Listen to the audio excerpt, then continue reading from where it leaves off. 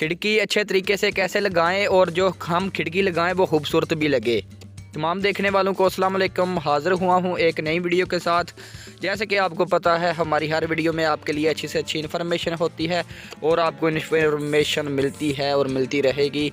जैसा कि आप अभी वीडियो में भी देख रहे हैं कि ये बारी जो विंडो लगी है ये बिल्कुल ख़राब तरीके से लगी हुई है। ये तकरीबन दीवार से भी 1-1.5 इंची बाहर है। तो लिहाजा ये जब आप लगाते हैं खिड़कियों का दरवाज़ों का ख़ास तौर पर ध्यान रखा करें। आप खुद गौर किया करें तो ये काम नहीं होगा। आप थोड़ा सा गौर कर लें और बाद में पछताने से बेहतर है।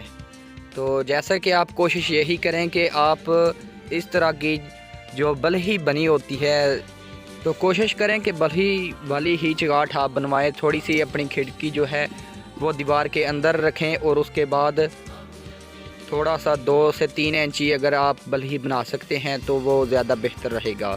एक तो खूबसूरत भी लगती है और दूसरे नंबर पर सेफ़ भी रहती है।